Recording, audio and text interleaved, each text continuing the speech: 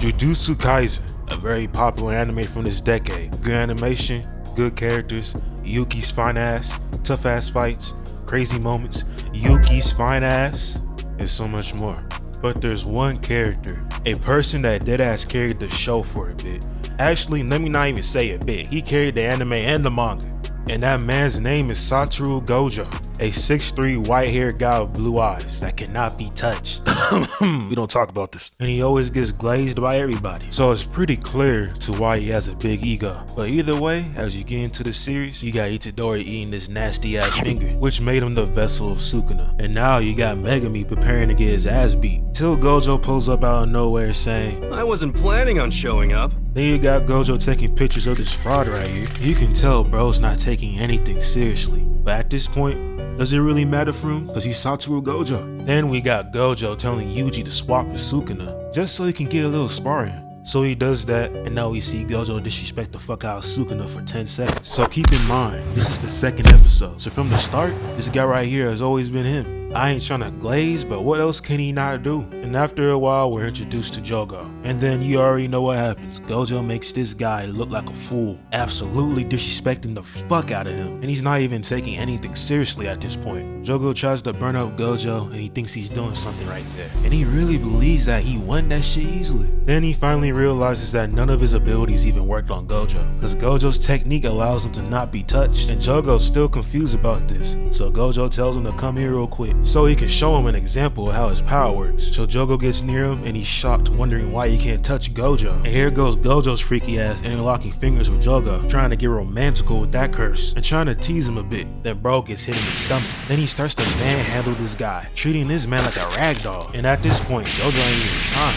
Dude's just smiling and having fun kicking this dude's ass right here. Then we got Jogo getting up from the water, trying to see where his owner's at. And it turns out, Gojo brought Yuji into this battle, just so bro can watch this beat down and teach him a few things. So Jogo's obviously angry about this, so he does his domain expansion, trapping Yuji and Gojo in it. And Yuji doesn't know about all this stuff yet, so Gojo explains everything to him. And then he does his domain expansion, and immediately overpowers Jogo's domain easily, and makes him his training dummy. He then explains his domain a little bit to Yuji, before ripping off Jogo's head with ease. Obviously he presses Jogo about why he tried to pull up on him, and now he's about to squish his head like a bug. But then Hanami saves him and she gets away due to her ability. So after that happens, Gojo tells Yuji that he wants him and everyone else to become strong sorcerers. And then he explains all the things that he's going to be going through for the next few months and so. So now, the show has shown us that Gojo really can't be fucked with. So it's going to take a lot more than a few curses to even stop him for real. As long as he's here, nothing crazy is really going to happen. And every person and every curse in existence understands that. So obviously, there needs to be a game plan. They need to figure something out. So the curses pull up.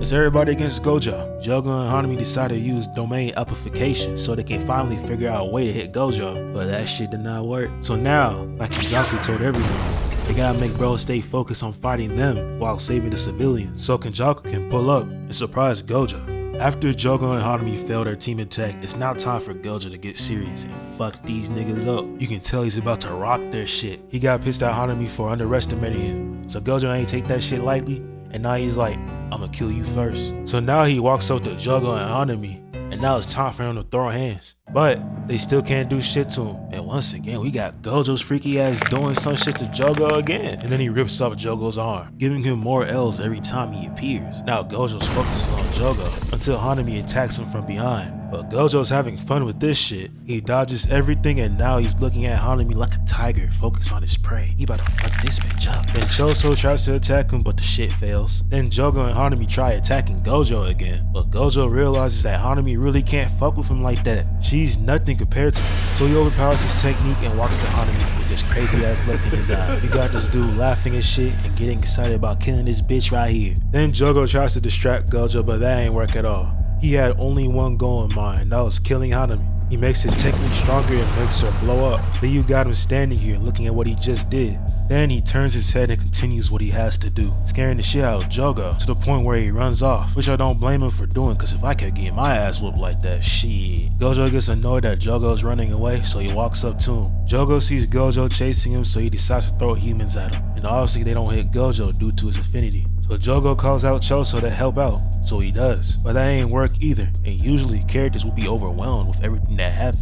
But Gojo understands that not everybody can be saved, so he's gonna do what he can do and find a way to exercise the curse that's attacking him right now. So Mahito pulls up and now we got Chosun, Mahito, and Jogo doing everything to make Gojo overwhelmed. Then we get to see his domain expansion once again, but this time, his domain expansion only lasted 0.2 of a second. That way the civilians can withstand his domain and not face the after effects. He then runs off and kills every curse that he sees. He's locked in. He finally finishes what he's doing and you can tell he's exhausted. But suddenly he realizes the prison run cube in front of him.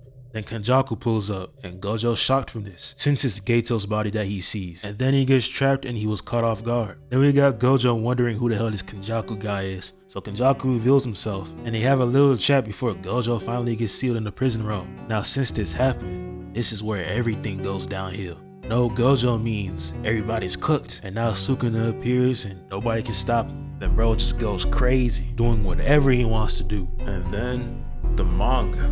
Gojo versus Sukuna rematch. Gojo lost, but we all knew that was a fake ass fight. And bro was getting jumped, but he was making things still difficult. So I could care less if Sukuna won and outsmarted him. Gojo's still better. But yeah, if you got to this point, that's all of Gojo that we're gonna see. And the ending of JJK, it was alright. Nothing too crazy, but it is what it is. But yeah, if you got this far, you're a real one. So I'ma head out. I'll catch y'all later in the next one.